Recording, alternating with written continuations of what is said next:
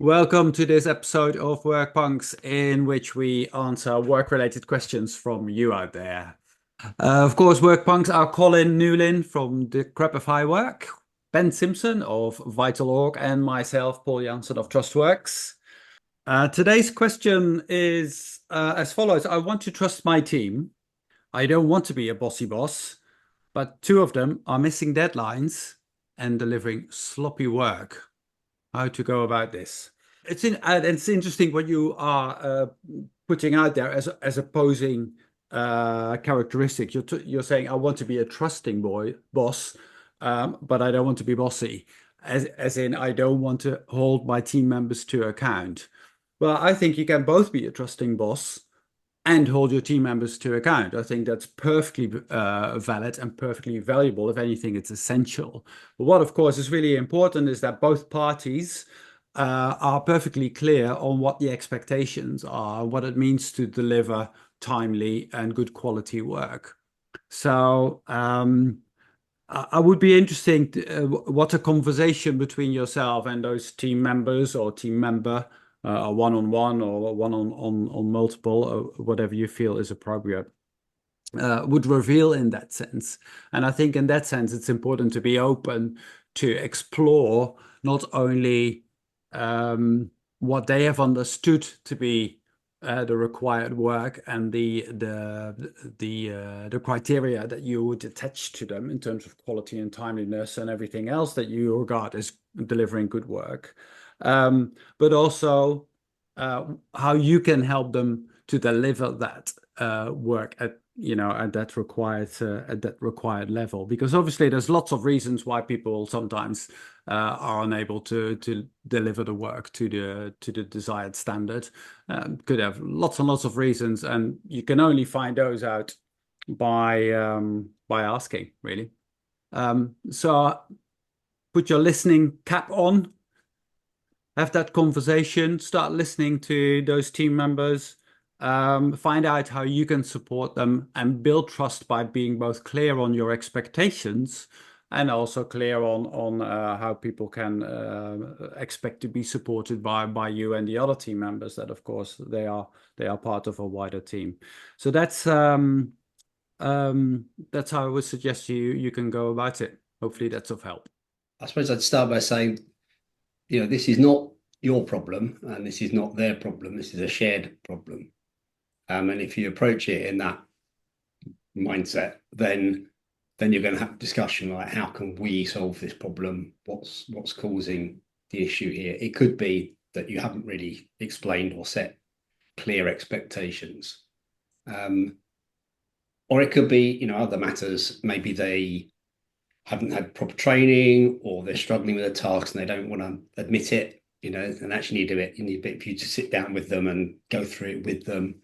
Or maybe they've got other stuff going on in their life that, that you're not accommodating, perhaps. They've got, I don't know, they've got caring duties and they have to rush off and you don't give them the work until lunchtime and they don't have enough time to get it, that sort of stuff. So from that point of view, you can find, an accommodation that you're both happy with, and you have to both be happy with what you agree going forward. But you've got to be very clear, there are standards and they're not negotiable. So this is a problem you're going to solve together, or there'll be other things happening. I have very occasionally had someone turn around and say, I'm not doing it because I think it should be done like this, or I don't want to do that.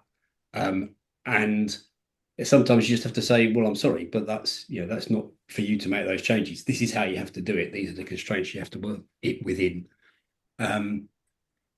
which they don't always like. So if that happens, it might not end well, but that's part of the job of being a manager. Sometimes you have to tell people, no, this is it. And if you're not prepared to do that, you've got to go. But first of all, you start to solve the problem together. Yeah, I really like that. It's a blunt expression, but it kind of works. Yeah, if there's something about the performance that you don't like as the manager, you've got to do something about it, Because if you are doing something about it and you've got a performance problem, then it's your problem. If you've got a performance problem, you're not doing anything about it, then it's still your problem. And we've probably all got experience of where we know we need to have what are sometimes called, not I don't particularly like to label myself, but difficult conversations. There is such a temptation to bury our heads in the sand, say, oh, maybe they'll come through on the deadline next time. And so the seed of avoidance as that person's manager can start to creep in. And the longer you leave these things unattended to, they have a tendency of getting worse. So yeah, the build from me really on what Paul said and Colin here is you need to invest some time, and you need to give these people, as Colin said, a bloody good listening to, and really understand the whole context that surrounds their behavior, good, bad, or indifferent. So it is going to take an investment of time, but you don't really have an option to do anything other than that, because it is your problem to fix. I also agree very much with Paul in so much as, you know, you can be a great guy to work for who people trust, but also the guy who's prepared to have very, very straight conversations about expectations and people's performance in meeting them. So yeah, I think for me it boils down to a feedback conversation. So, you know, and there's some general rules there that I think apply here. So near real time in a suitable environment, ask permission and state the purpose of the conversation before we go anywhere. So I would like to have a conversation with you about X, Y, and Z. I'm coming from a place of I want you to perform to your absolute full potential. So I'm coming from a place of support. Would it be okay if we grabbed a coffee and had half an hour's chat to see what we can come up with between us? So those two things I think are really good sort of precursors to good feedback conversations. Is clearly state the purpose, come from a place of positive intent where stating that purpose, and get their permission. Would it be okay if we had that conversation? That's going to settle them and make them in a much more receptive space than the old school sort of shit sandwich approach to feedback. So I think that's really important. Have that conversation, and not only a reflection on perhaps an opportunity missed or a ball that's been dropped, speaking candidly, but also another half of the conversation that says, right, in the next week when we've got this deadline or you've got that meeting, how can I support you too? So this is feedback and feed forward, but both universally, I think really important that we come from that place of positive intent and positive regard. I think I'd add to that as well. Don't walk into it with the assumption that there is a problem that they are cognizant of. Because I have had these conversations before, and the person sort of said, "Oh, I didn't realise that. You know, I thought it was okay." I mean, they may have been bluffing, but I think quite often they weren't. So you have a responsibility as a manager not only to clearly set your expectations, but also to clearly communicate, you know, when they're not being met. Yeah. So if you've let a deadline slip by and said, "Oh, don't worry about it," you know, then you're not helping them, because you need to say, "Okay, well, you know, I'm not happy about it, but you know, what can you do best next?" Yeah, and I think in that sense, what you called near real time, I think was the term. Near real time, yeah. I think that's a really good point in conjunction with what you just said, Bell, and Colin, that people sometimes didn't realize that perhaps they weren't delivering up to the standard required.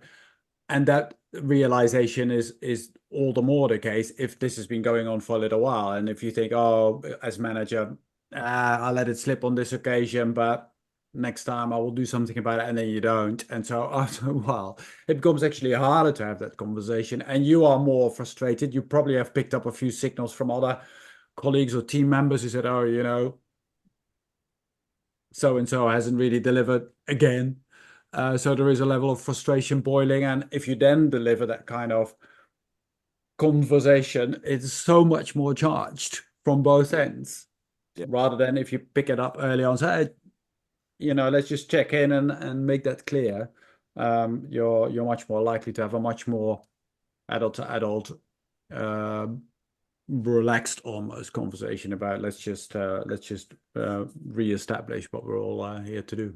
If you get into that situation, the worst thing you can do is go in with both guns blazing, Exactly, banging the table. You're not performing. You're not even your. You've got to go in and say, look, this is how I see it. Do you agree? And I think the other good question to ask them, if once you've identified there is a gap, say, how do you feel about that? Because quite often they'll not be happy that they're not performing.